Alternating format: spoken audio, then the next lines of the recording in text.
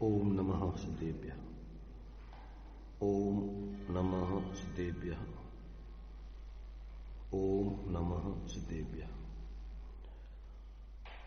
मंगलम भगवान वीरो मंगलम गौतम मुनि मंगलम कुंद कुंदाद्यो जैन धर्मोस्तु मंगलम सर्वमंगल मांगल्यम सर्वकल्याणकारकम प्रधानम सर्वधर्माणां जैनम जयतु शासनम जैनम जयतु शासनम वन्दितु सर्वसिद्धे ध्रुवमचलमणोऽवङ्गतिं प्रत्ये मोक्षामि समय पावडो नमो सुरकेवलीभणिदम्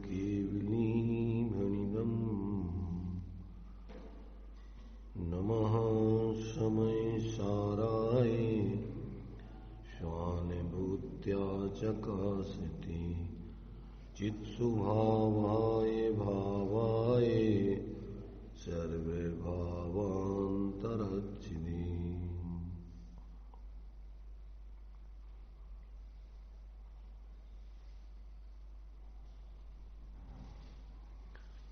समय सार जी की अपनी जीवाजीव अधिकार की अंतिम 68वीं गाथा के उपरांत जो आचार्य अमृतचंद देव ने इसके ऊपर जो कलश लिखे हैं उन कलशों के माध्यम से अपनी चर्चा चल रही है।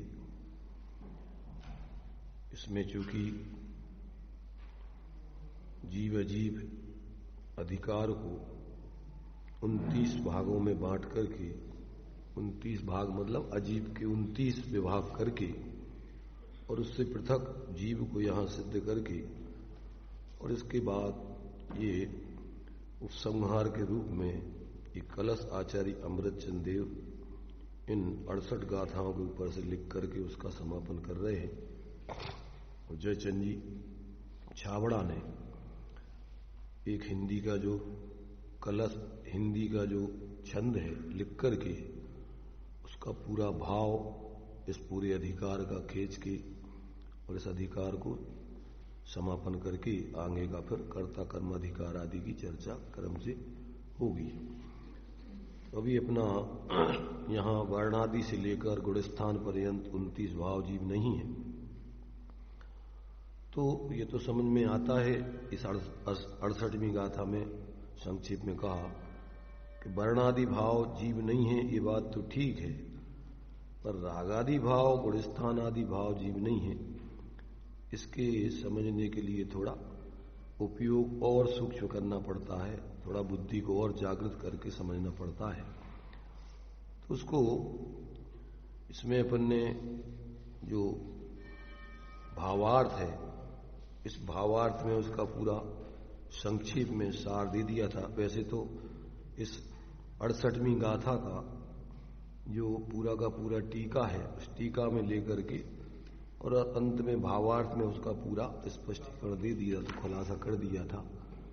बाद में फिर अपन ने ये 2 कलश पढ़ लिए हैं कि अब इस बात से ये बात सिद्ध हो गई कि ये 29 भाव रूप जीव का मूल स्वरूप नहीं है। जीव ज्ञान लक्षण से लक्षित ऐसा चैतन्य स्वरूप ही है।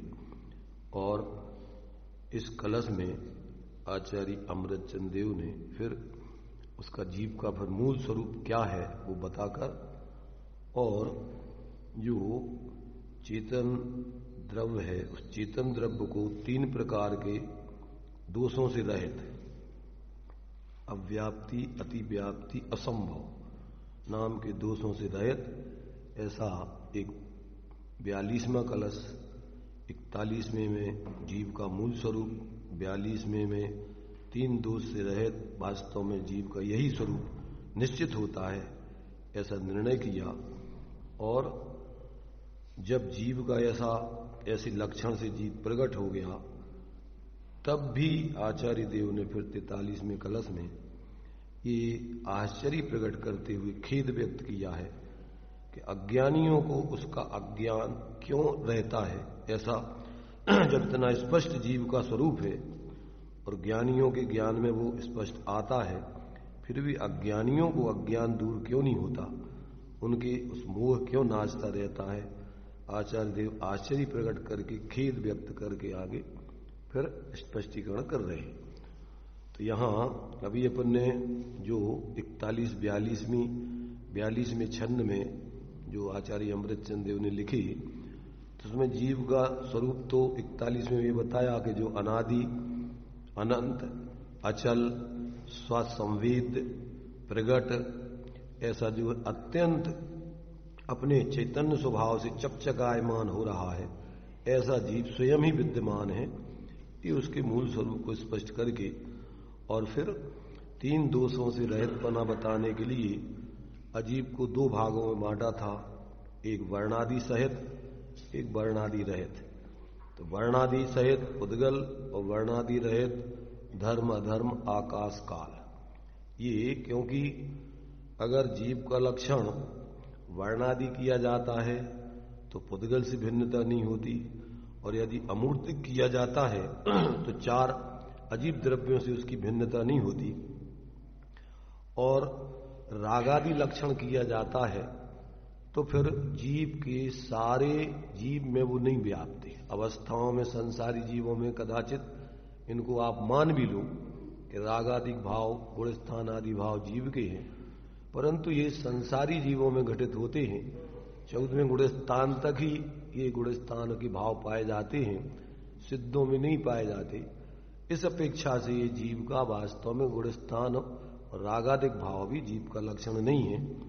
इस बात को स्पष्ट करके जीव का लक्षण बिल्कुल निर्दोष चैतन्य स्वरूप ही है, ज्ञाता दृष्टा ही है, अनादि अनंत एक रूप ही है, ऐसा स्पष्ट करके और फिर अज्ञानियों को ऐसा लक्षण स्पष्ट होने के बाद फिर भी उनके मोह क्यों नाचता है, उनका अज्ञान दूर क्यों नहीं होता है, फिर आगे उन्होंने आश्चर्य व्यक्त करके स्पष्टीकरण दिया है।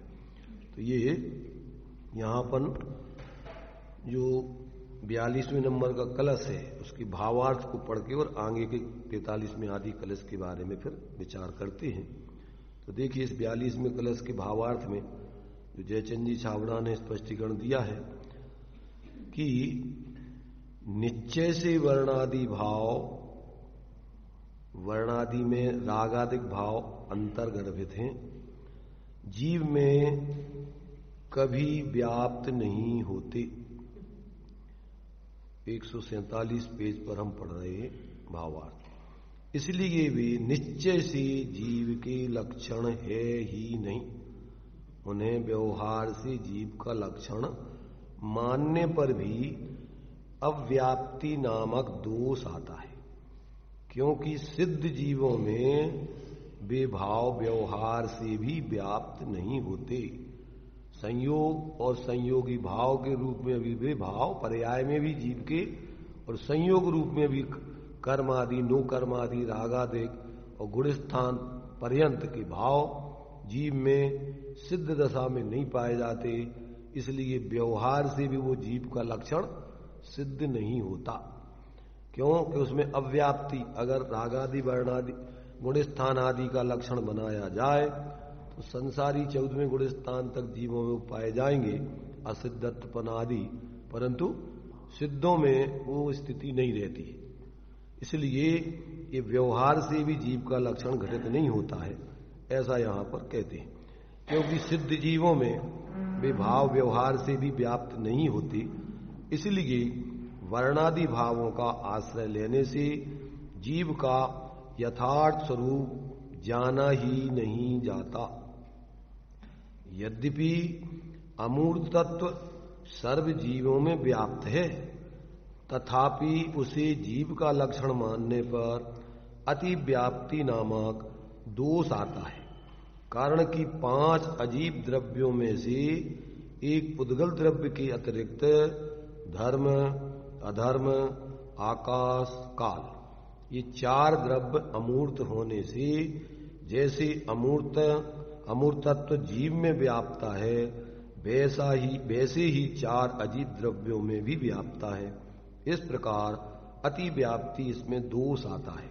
इसलिए अमूर्तत्व का आश्रय लेने से भी जीव का यथार्थ स्वरूप ग्रहण नहीं होता है।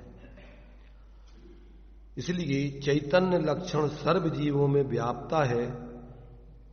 व्याप्ता होने से अव्याप्ति दोष से रहित है और जीव के अतिरिक्त किसी अन्य द्रव्य में व्याप्ता न होने से अति व्याप्ति दोष से भी रहित है और वह प्रकट है। जो चैतन्य लक्षण है जीव का वो प्रकट है और वो ऐसा नहीं है कि जीवों में नहीं हो, इसलिए असंभव भी नहीं है। इस प्रकार से तीनों दोषों से रहित ये जीव का लक्षण जानना चाहिए। क्या जानना चाहिए? चैतन्य लक्षण ज्ञान दर्शन, ज्ञान लक्षण जीव का चेतन का उपयोग लक्षण ही जानना चाहिए। इसलिए उसी का आश्रय ग्रहण करने से जीव के यथार्थ स्वरूप का ग्रहण हो सकता है।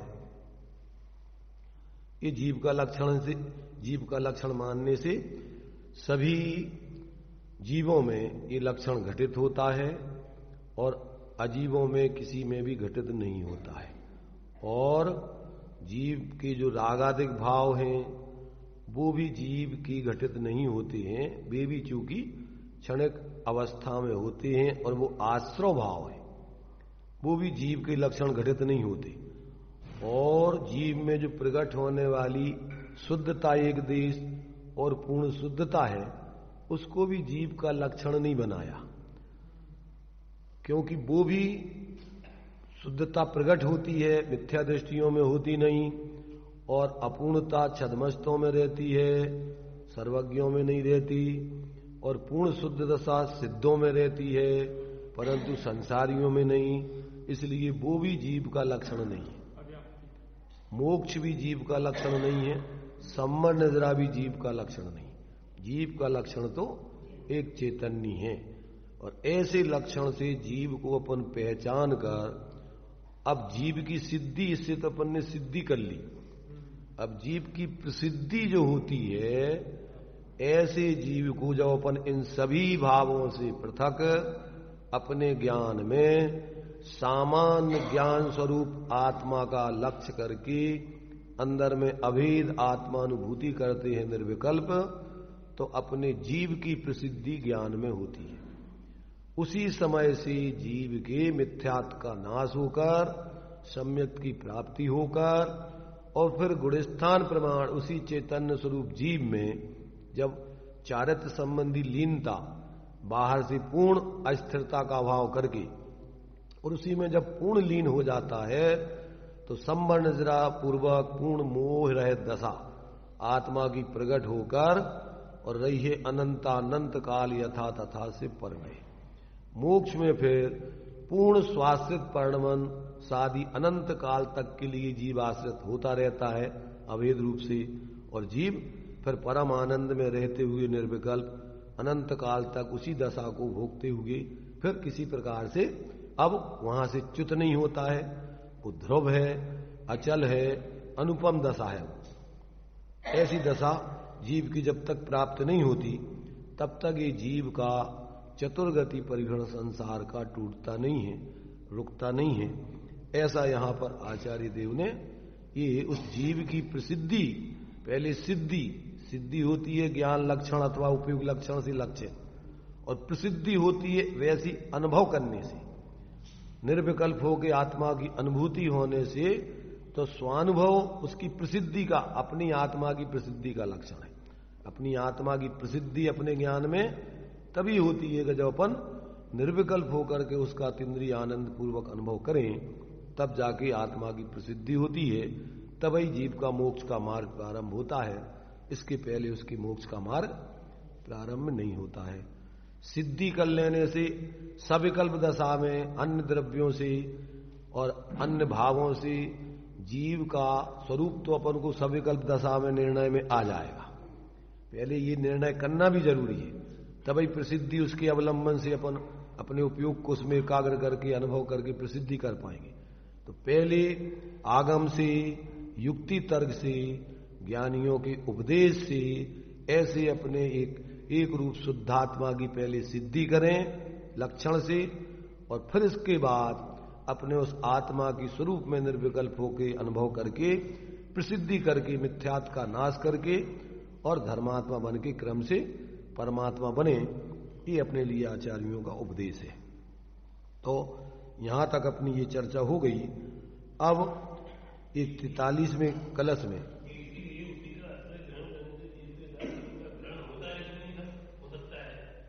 क्या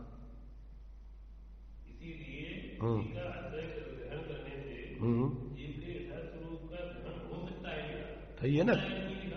अरे भाई, होता है तो जो कर लेगा उसके लिए है। हो सकता है, जिनको करना है उनको संभावना है। अगर तुम करोगे तो हो जाएगा, और नहीं करोगे तो काय को होगा उसको। इसलिए हो सकता है जिनको करना है, और जिनने कर लिया है उनको होता है। वो दे रहा, ज्ञानियों को ऐसा होता है, ज्ञान की प्रसिद्धि उनको हो जाती है। परंतु जिनको करना है तो एकमात्र उपाय है, इसके अलावा और कोई उससे प्रसिद्धि की जीव की नहीं होती। तो जिनको ज्ञानी बनना है उनके लिए एकमात्र ऐसे अपने चैतन्य स्वरूप के अवलंबन करने से उसका ग्रहण होगा, उसका अनुभव होगा, और उसी के अवलंबन से मोक्ष मार्ग, मोह रहित होने का परिणति में मार्ग चालू होगा। और क्रम क्रम से फिर वो जो कसाय हैं अनंतानमंदी, पहले अविरत सम्यक दशा में अनंतानमंदी कसाय जन्य वीतरागता आएगी, और लीनता करोगे तो पंचम गुण स्थान जन्य वीतरागता होगी, और लीनता करोगे तो छठम सप्तम आदि गुण स्थान जन्य वीतरागता की सिद्धि होगी, और लीनता करोगे तो मोह का पूर्ण क्षय होकर के, और 10वें गुण स्थान तक सूक्ष्म लोभ रहेगा, और 12वें गुण स्थान में पूर्ण लीनता करने पर मोह क्षय होकर, और फिर ज्ञानावरण दर्शनावरण अंतराय कर्म का क्षय होकर और केवल ज्ञान की अनंत चतुष्टय की प्राप्ति हो जाएगी। फिर जीव के लिए बुद्धिपूर्वक कोई पुरुषार्थ नहीं करना।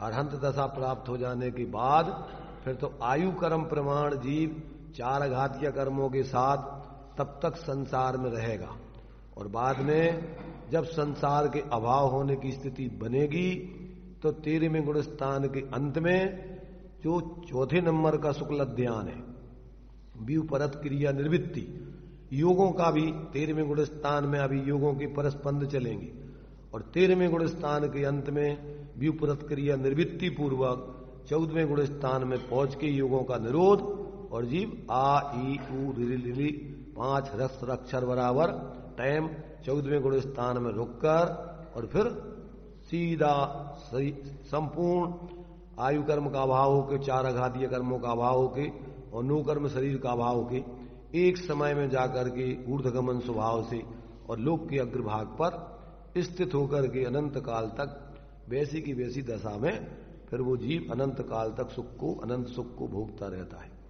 ऐसी जो है ये जीव की संसार का अभाव करके और मोक्ष मार्ग की यात्रा पर चल करके अपने उस चैतन्य स्वरूप जीव की और मोक्ष की सिद्धि कर सकता है, अगर जो जीव इस प्रकार से तत्व निर्णय करके, वेद विज्ञान करके आत्मा की सिद्धि करे, और फिर आत्मा की प्रसिद्धि करे, और फिर आत्मा की पूर्ण चारित्र में लीनता करके, और ऐसे अपने आत्मा को चतुर्गति संसार से निकालकर परम आत्मिक स्वाश्रित मोक्ष सुख आत्मा में प्रकट होता है। स्थान में तो उपचार से कहा जाता है। मोहरहित दशा अपने मोहरहित स्वभाव के अवलंबन से प्रकट होती है, तो वो जितना जितना मोहरहित परिणति में होता जाता है उतना उतना मोक्ष का आनंद, यही मोक्ष आने लगता है। जो जीव साधना करते हैं, साधना का मार्ग आनंद का मार्ग है, तकलीफ का मार्ग नहीं है। तकलीफ के मार्ग को कौन अपनाएगा?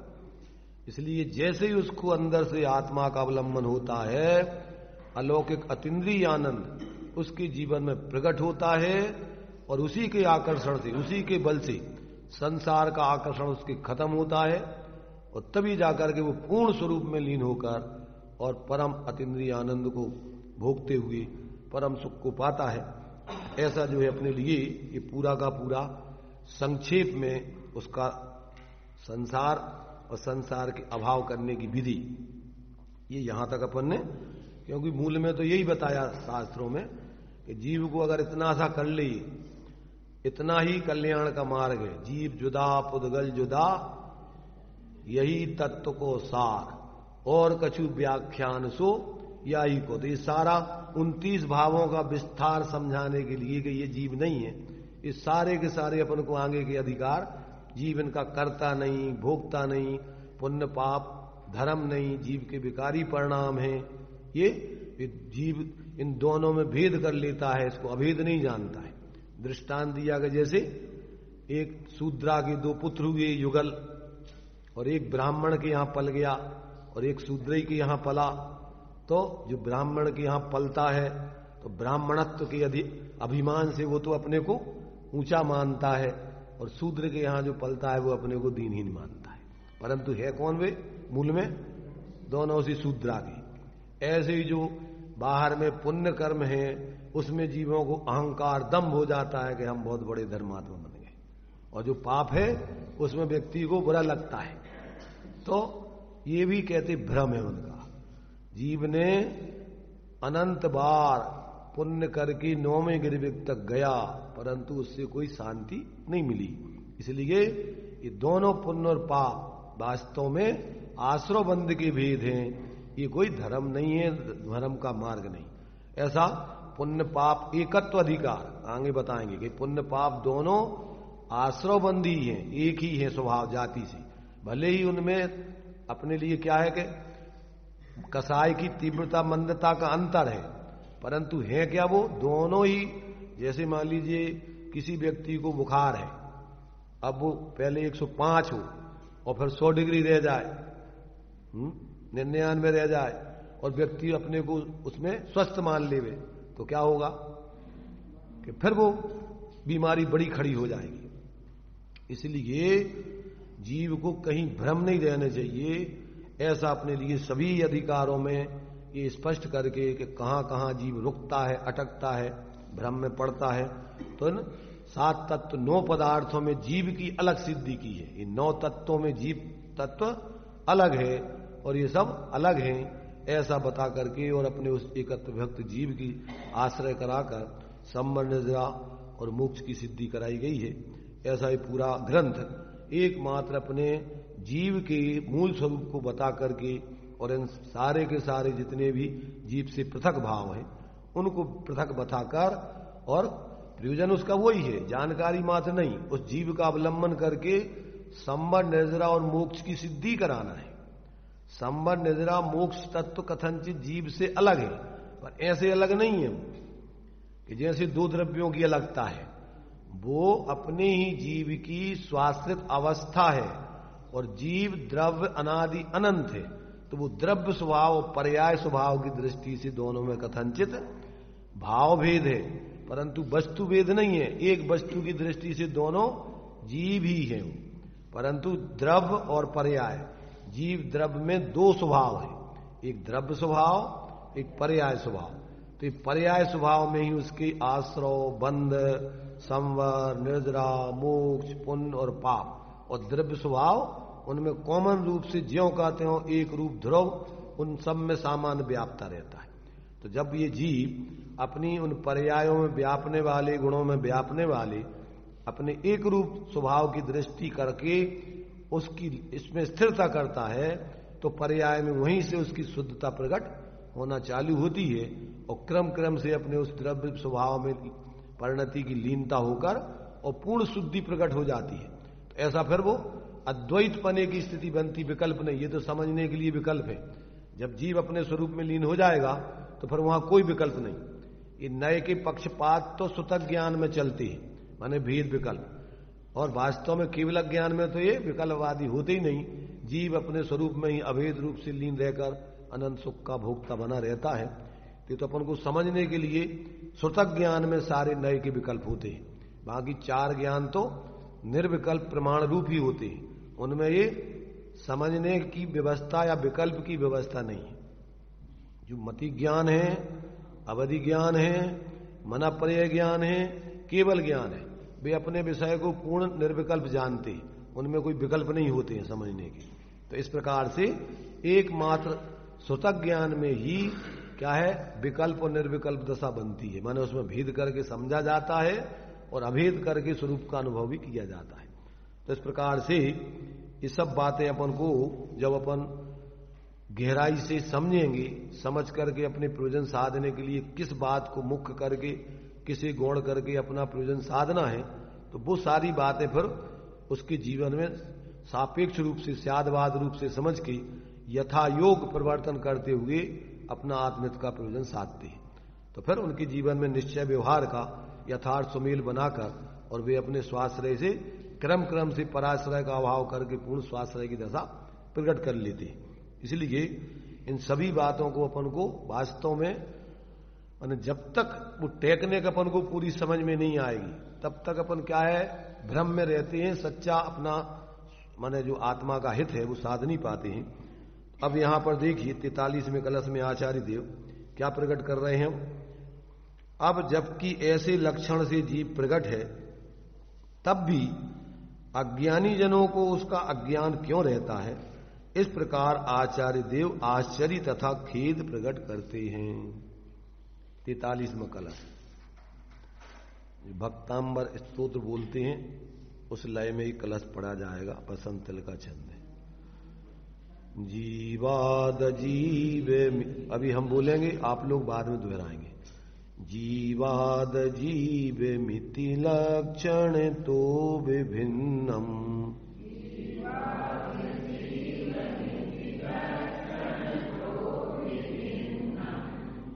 ज्ञानी जनोनुभवति स्वयमुल, ज्ञानी जनोनुभवति स्वयमुल्लसंतम,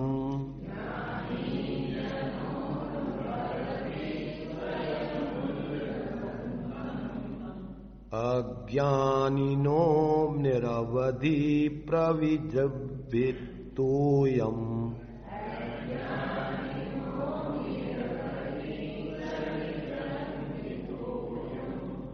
मोहस्तु तत्कथमहोवत नानटीति,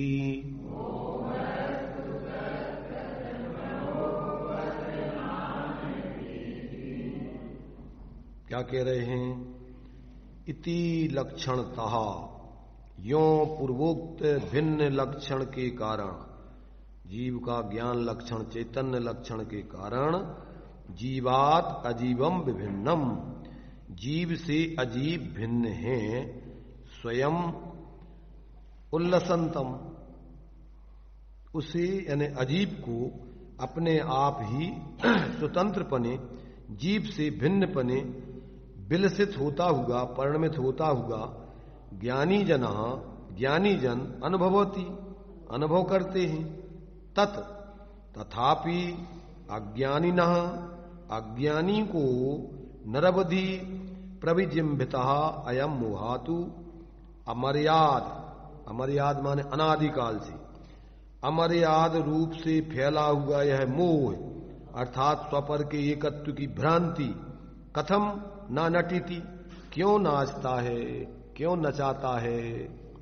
अहो बत, यह हमें महा आश्चर्य और खेद है। इतना सब कुछ ऐसा होने पर भी और ये अज्ञानी जीवों को अनादिकाल का ये अज्ञान भाव उनका दूर क्यों नहीं होता है, और क्यों वो जीव को अलग पृथक अनुभव करके अपने अज्ञान को दूर नहीं करते। आचार्य ऐसा आश्चर्य प्रकट खेद कर रहे, खेद व्यक्त कर रहे हैं। उनको आश्चर्य भी हो रहा है और बुरा भी लग रहा है कि बेचारे परेशान हैं व्यर्थ में, ऐसा सहज स्वरूप को ग्रहण नहीं करके और व्यर्थ में ही दुखी हो रहे हैं। तो उनको थोड़ा बुरा भी लग रहा है और आश्चर्य प्रकट कर रहे हैं। गजब है, ऐसी इतनी व्यवस्था, इतनी स्वतंत्र व्यवस्था है और फिर भी इनकी समझ में क्यों नहीं आता है, ये हमारी समझ में नहीं आता। अब पुनः मोह का प्रतिषेध करते हुए कहते हैं कि यदि मोह नाचता है तो नाचो, तथापि वस्तु का स्वरूप तो ऐसा ही है।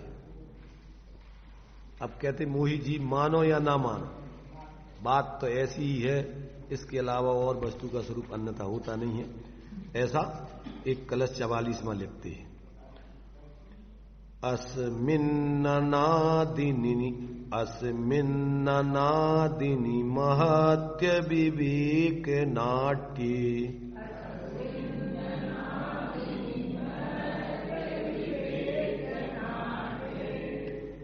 वर्णादिमान नटति पुद्गल एव नान्या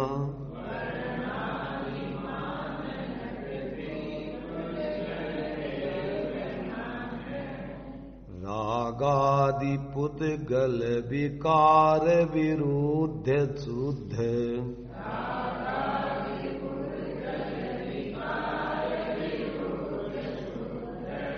चैतन्य धातुमय मूर्तिरयं च जीव।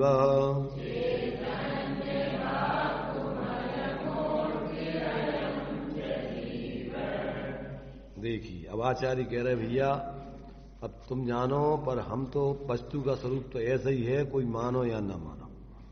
अस्मिन अनादिनी महति अविवेक नाट्य, इस अनादिकालीन महा अविवेक के नाटक में अथवा नाच में वर्णादिमान पुद्गला एव नटती, वर्णादिमान पुद्गल ही नाचता है, न अन्य कोई नहीं। अभेद ज्ञान में पुद्गल ही अनेक प्रकार का दिखाई देता है, जीव अनेक प्रकार का नहीं है। चा और अयम जीवा, यह जीव तो रागादि पुद्गल विकारा विरुद्ध शुद्ध चैतन्य धातुमय मूर्ति, रागादि पुद्गल विकारों से विलक्षण अलग शुद्ध चैतन्य धातुमय मूर्ति है, ऐसा जानना चाहिए। भावार्थ में इसका खुलासा किया। रागादि चिद विकार को, चैतन्य विकारों को, रागादि चैतन्य चिद विकार, चैतन्य के विशेष आकार, ज्ञान में जो कर्म के उदय से मोह के भाव भाषित होते हैं, वे चैतन्य की विशेष आकार, वे चैतन्य के विकार कहलाते। तो कहते हैं रागादि चिद विकार को, चैतन्य के विशेष आकारों को देखकर ऐसा भ्रम नहीं करना कि ये भी चैतन्य ही है। क्या कहा?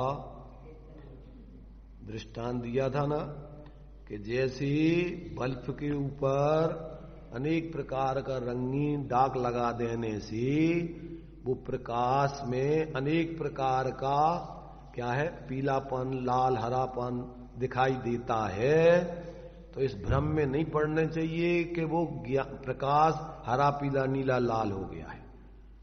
उस प्रकाश में तो वास्तव में वो हरा, नीला, पीला, लालपना वो वर्णादि का ही भाव है, मोहादि का ही भाव है। ज्ञान में तो वो झलकते हैं, जानता है ज्ञान। उसमें अगर वो ज्ञान नहीं हो तो उसमें झलके ही नहीं, वो आए नहीं। चैतन्य नहीं हो तो वो उसमें रागादिक मोहादिक भाव दिखे कैसे? तो अपन देखो कि वो बल्ब के ऊपर जो डाक लगा है, तो वो जो प्रकाश वर्णादि मान दिखाई दे रहा है, तो वर्णादि तो किसका है? वो डाक का है। और प्रकाश तो उस समय भी ज्यों का त्यों प्रकाश ही रूप है। ऐसा जब तक ज्ञान में राग आदि जो मोह कर्म के उदय के भाव हैं, जब तक इसमें भेद विज्ञान नहीं होता, तब तक जीव की मिथ्यात्व का नाश नहीं हो सकता।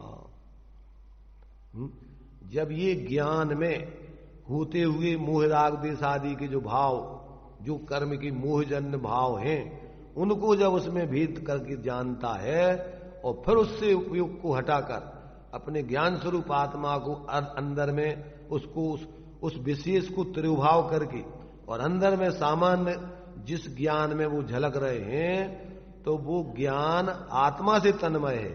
वो उस राग आदि को शरीर आदि से तन्मय नहीं है, ज्ञ आदि से तन्मय नहीं है। किससे तन्मय नहीं है?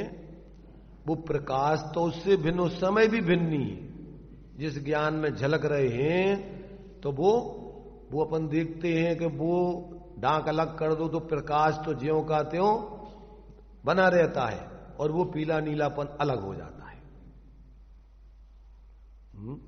तो जैसे ही अपन अपने स्वरूप को ग्रहण करते हैं, आश्रव आदि का संवर होता है, तो अपने अंदर में जो है अपना स्वरूप भाषित होता है और फिर चैतन्य स्वरूप आत्मा अनुभव में आकर उसके साथ आनंद आता है। और रागादिक भाव तो दुख रूप है। रागादिक कैसे है? आश्रव दुखकार, इनमें आकुलता है और अपना स्वरूप निराकुलता रूप है। तो जब आत्मा को ग्रहण करते हैं तो उसमें आनंद, अतीन्द्रिय आनंद प्रकट होता है। जो 6 डाला में दिया कि जिन पुण्य पाप नहीं कीना, आत्म अनुभव चित दीना, तिन ही विधि आवत रोके, संवर लय सुख अवलोके। जब इससे अपनी परिणति को हटाकर, जो अपन को उपदेश दिया है कि तू मोह में अपने उपयोग को मत जोड़, राग में मत जोड़, द्वेष में मत जोड़, तो उसमें मोह मत करो, राग मत करो, द्वेष मत करो, तो क्या होगा कि अंदर में तुम्हें अपना स्वभाव का अनुभव होगा, ध्यान स्वरूप ध्यान की सिद्धि होगी। तो ये जो चैतन्य में जो विकार विशेष आकार अपन को दिखाई देते हैं, उससे जीव को भ्रम हो जाता है। भाव भावक और गे ज्ञायक संकर दोष, भूताविष्ट पुरुष और ध्यानाविष्ट पुरुष जैसे अपने को भूल जाता है। ध्यानाविष्ट पुरुष अपने को जैसे ध्यान माने ध्यान में जिसका ध्यान करता है उस रूप ही भाषित होने लगता है। अभी अपन ये शरीर है, इस शरीर तो पौध गले गे है और अभी अपन अपने को बिल्कुल शरीर जैसा ही अनुभव करते हैं। मनुष्य, स्त्री, पुरुष, तो ये कौन अनुभव कर रहा है? ये तुम्हारा ज्ञान ही अनुभव कर रहा है। ऐसी तुम्हारी भ्रम की मान्यता ही कल्पना कर रही है तो जीव चैतन्य स्वरूप, शरीर रूप तो है नहीं। और अपन अपने को क्या मानते रहते हैं, अनुभव करते रहते निरंतर, इस शरीर रूप अनुभव करते रहते, मोटा पतला काला गोरा। ये कौन है? मोटा पतला काला गोरा कौन है? आत्मा है कि ये शरीर है? शरीर तो जानता भी नहीं है कि मैं मोटा हूं कि पतला हूं कि गोरा हूं कि काला हूं। ये कौन है जो अपने को ऐसा अनुभव कर रहा है? यही मिथ्यात्व का भाव है। ये क्या हो गया? ये ध्यानाविष्ट हो गया। स्वयं ने ही उपयोग ज्ञाकार बना करके और इस प्रकार अपने को मान रहा है कि हम मनुष्य बन गए। और इसी से अपनी इसकी उत्पत्ति, इसी से नाश, इसी से बीमार, इसी से स्वस्थ, अपना मूल स्वरूप जानते ही नहीं है। तो 24 घंटे, और ये तो छोड़ो, इससे आगे और संयोग उन अहंकार करके फिर अपने को अमीर गरीब कौन होता है? अमीर गरीब कैसे बनता आत्मा?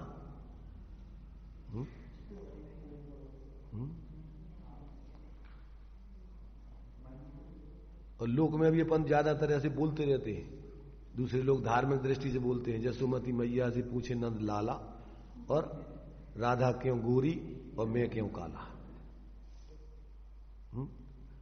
कौन पूछ रहे हैं? श्री कृष्ण पूछ रहे हैं अपनी जसुमती मैया से। तो अब यही भ्रम चलते रहते जीवों को सब बिल्कुल।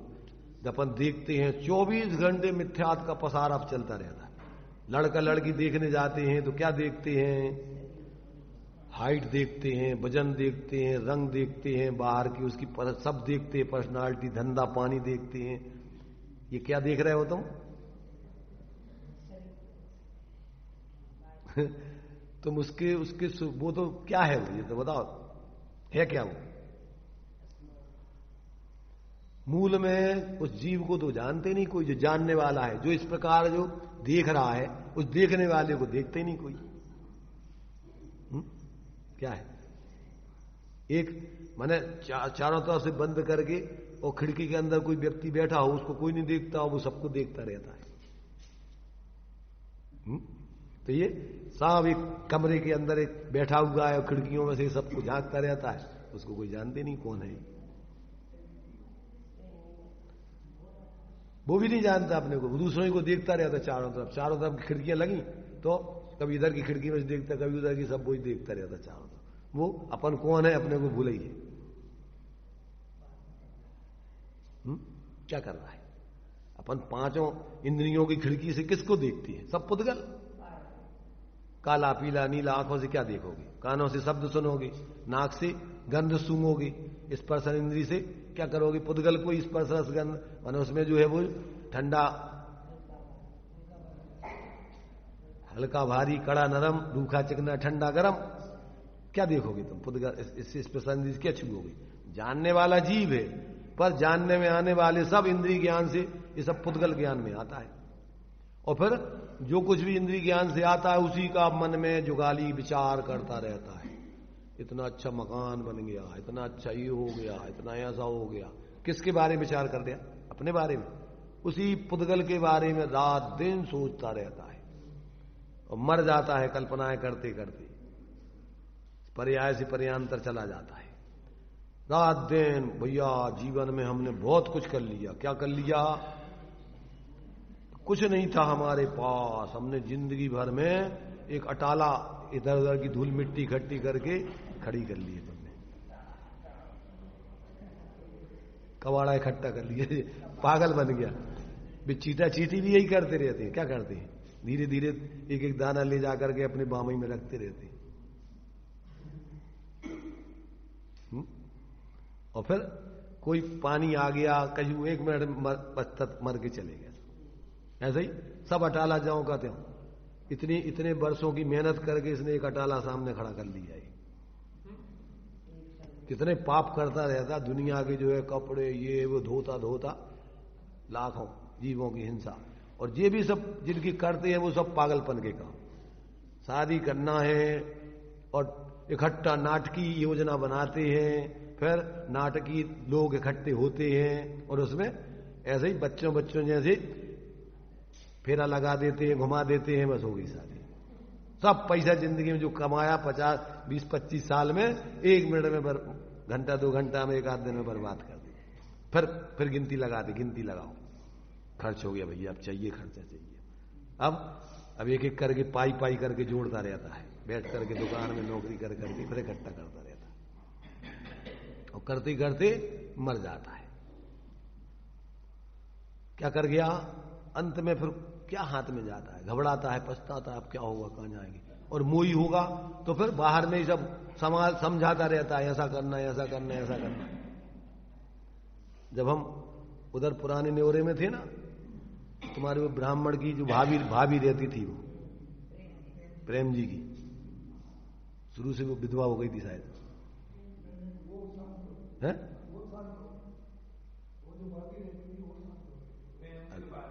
अरे हम जो कह रहे हैं पहले वो सुनो। वो भाभी विधवा हो गई थी ना पहले शुरू से ही, तो वो इसके पास रहती थी। तो जब हम थे यहां पर, भाभी जो भी हो हम जानते नहीं, तो जिस दिन वो खत्म होने वाली थी, तमाकू खाती रहती थी बैठी बैठी वहां पर, थी मंद कसाई वैसे। तो जिस दिन वो जाने वाली थी उस दिन जो है उसने भोजन नहीं किया था। सुबह उसने कहा आज हम भोजन नहीं करेंगे, और प्रेम जी को उसने समझाया कि देखो उससे 10 रुपये उससे लेना है, इतना उससे लेना है, और जो है देखो हमारी खेती है, उसकी खेती थी, तो हमारी खेती को बेच करके हमारी तेरही वगैरह अच्छी करना, तेरही में कमी नहीं करना। उस दिन उसने समझाया उसको पूरा, हम सुन रहे थे सर, और उसने जो है खर्चे करने में कोई कमी नहीं करना, हमारी तेरही अच्छी करना। और वो बस सब कर आगे दिन में उसने भोजन नहीं किया उस दिन, और वो अपने बस बैठी रही धूप में। ठंड का ही मौसम था उस समय भी, तो धूप में बैठी रही, और शाम को लगभग 8 बजे के लगभग 8, साढ़े 8, 9 बजे वो खत्म हो गई शाम को। तो वो उधर जो 2 बनी हुई थी ना, दरवाजे से निकलते थे बड़े, तो उसमें वो खाट माट डली रहती थी, उसी में सोती थी वो।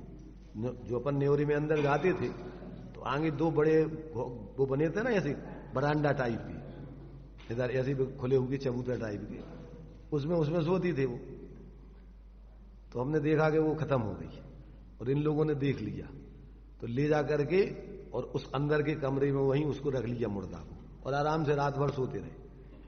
और सुबह वो 5, साढ़े 5 बजे उठ के उसकी पत्नी, उसकी जो बच्चे वगैरह जो भी थे, बस वो उसकी बहू वो जो उसके रोने लग गए, ओ करने लगे। मतलब मैंने जीव की स्थिति देखो आप, मैंने उसको महसूस हो जाता है कि हम जाने वाले, और सब संसार का तो ये नाटक कुछ है नहीं, सबको पता है कि भाई ये कुछ है नहीं है, तो एक औपचारिकता है, फिर बस वो करते रहो अपने। तो अब उतनी रात में 9 बजे किधर जा रहे, किसको बुला रहे, कौन कर रहा है, कुछ नहीं, उन्होंने कहा अभी तो सो आराम से, तो उसने ले जाके मुर्दा रख दिया अंदर और अपने रात भर सोए, और सुबह उठ करके अपने बस नाटक चालू कर दिया। व्यवहारिकता औपचारिकताएं जो भी है दस्तूर की होती हैं, वो दस्तूर निभाना चालू कर दी। और जो महिलाएं आती है ना, तो वे पल्लू करके साड़ी का और ऐसे करके वो करके आती जाती, मुंह ढाक लेती है, और मुंह ढाक करके वो करती है जोर से, दूर से रोती हुई आती है। तो रोना मोना तो कुछ नहीं है, वो सब ऐसे ही ऊपर ऊपर करती है।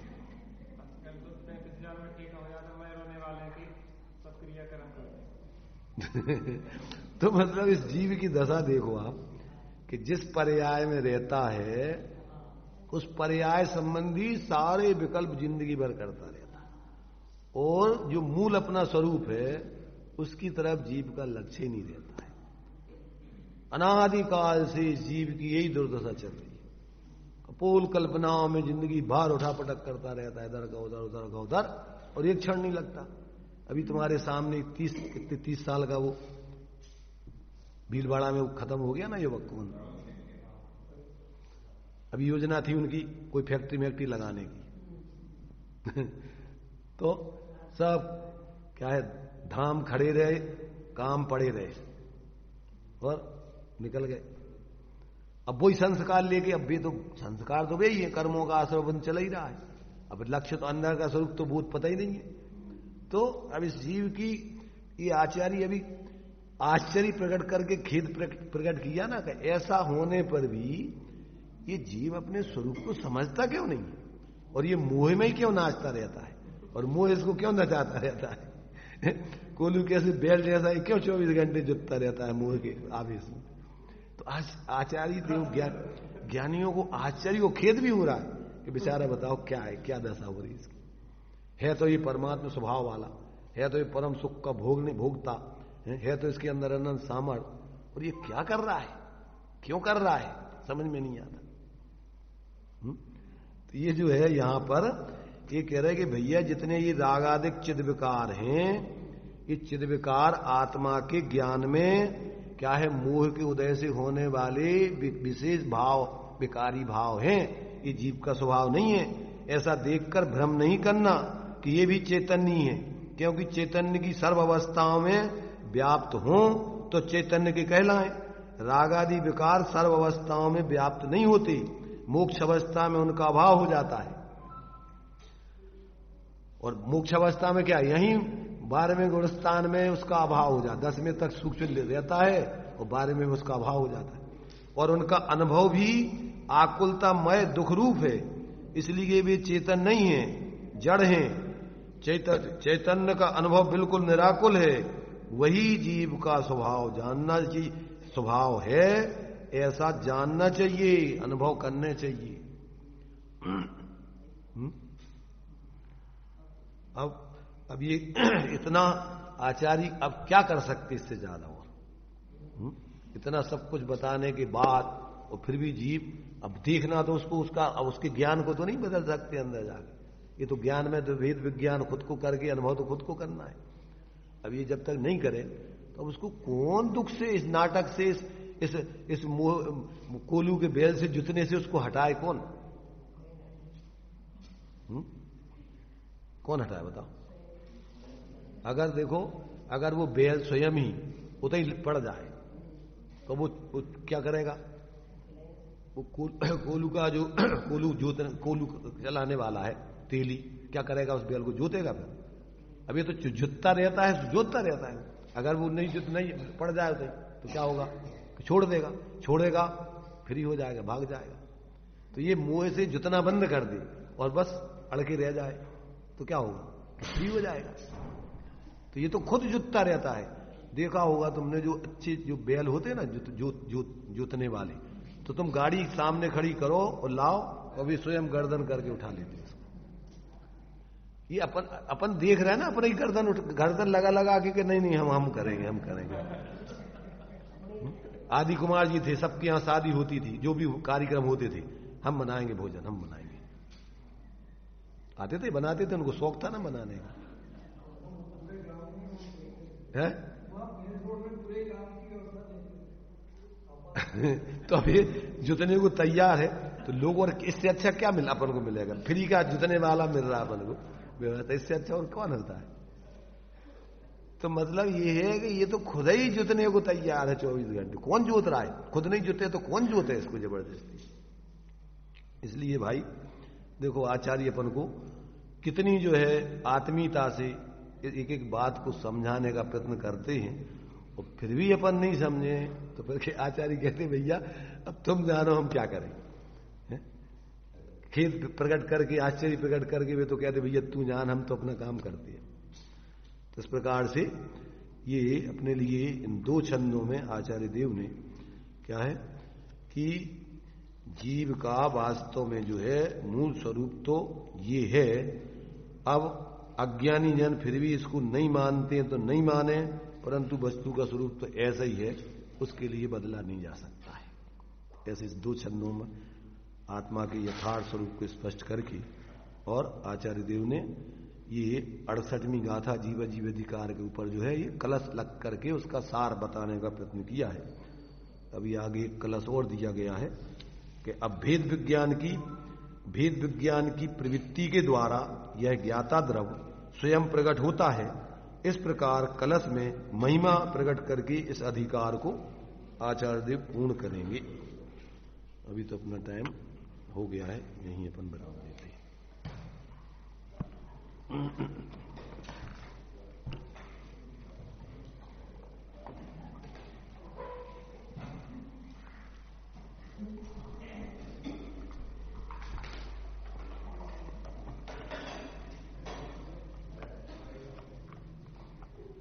निज लक्षणों की भिन्नता से जीव और अजीव को जब स्वयं से ही ज्ञानी जन भिन्न भिन्न ही है जानते, जग में पड़े अज्ञानियों का अमर्यादित मोह यह, अरे तब भी नाचता क्यों खेद है आश्चर्य है। जब लक्षणों की भिन्नता से यहां निर्णय करा चुके कि सर्व रागादि वर्णादि भाव इस जीव से भिन्न है, क्योंकि इनमें अव्याप्ति, अतिव्याप्ति और असंभव दोष लगते हैं, और जीव का लक्षण है चैतन्य, उपयोग। इतना समझाया है आचार्य देव। अमृतचंद स्वामी अंत में कहते हैं कि अमर्यादित मोह है जिसकी कोई मर्यादा आर पार दिखाई नहीं देता है, फिर भी इस मोह में यह जीव क्यों नाचता है, ऐसा एक खेद है और आश्चर्य है। अर्थात वो ये कह रहे हैं कि अब नाचने लायक नहीं है, इसलिए इस संसार का नृत्य बंद करें और चैतन्य के आनंद के नृत्य में हम लगें, इसी मंगलमय भावना से। निज